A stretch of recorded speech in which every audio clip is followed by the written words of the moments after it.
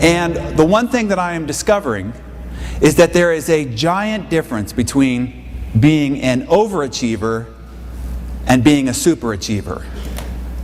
Now, they kind of sound the same, but they're worlds apart, or let me just say islands apart, because Richard has an island and I do not.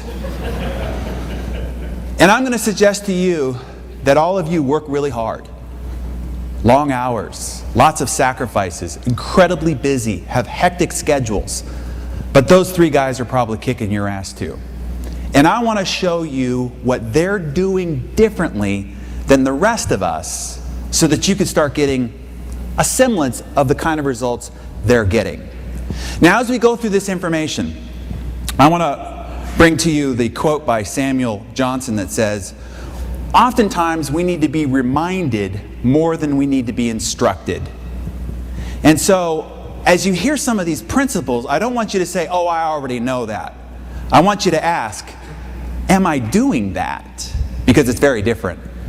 And are the results showing up in your business, in your bank account, on your waistline, and in your marriage? And if any of those metrics don't necessarily match up with your knowledge, then maybe there's still something to learn. Or maybe there's something to be reminded of and bring it back to the forefront. One of the unique skills I think I have, we're always asked to find your strengths. Mine, I think, is taking complicated information, because we're surrounded, deluged with information, idea galore, shiny objects all around us.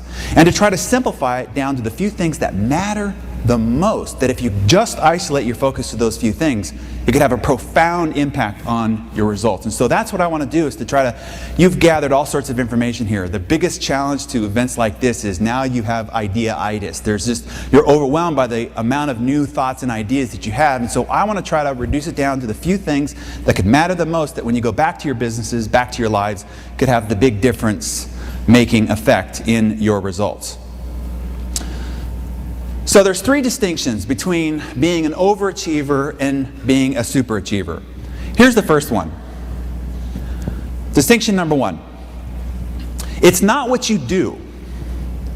Your activities, your functions, what you do day in and day out, has less to do with the outcomes that superachievers produce versus what they don't do.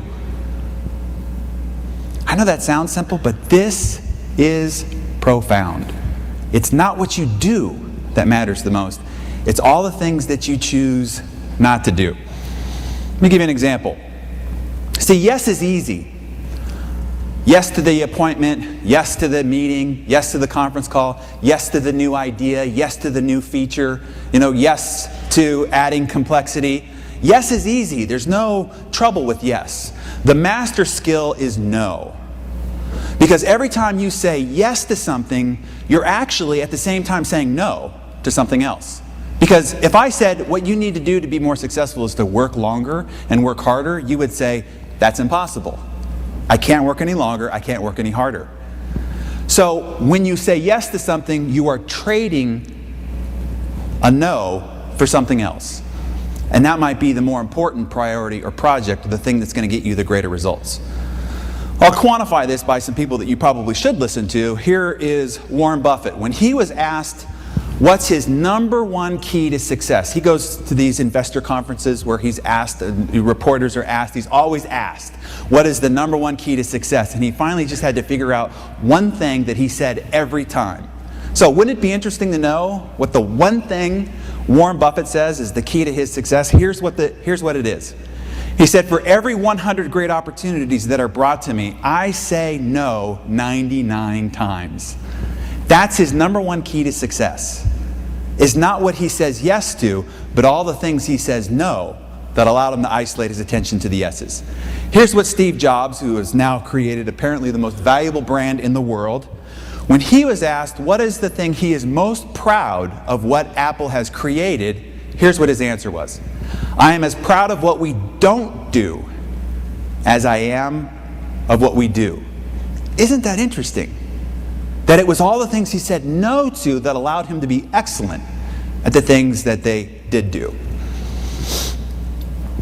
Kenneth Cole was a cover of Success magazine, and this was a quote that came out of our time with Kenneth. He said, "Success has less to do with what we can get ourselves to do and more to do with keeping ourselves from doing what we shouldn't." And you obviously know the quote from the great Peter Drucker that says, "There is nothing so useless as doing efficiently that which should not be done at all." This is one of the great conundrums I see in business all the time, entrepreneurship. Because we are an ADD society. We either always have been or we have perpetuated it based on our current culture.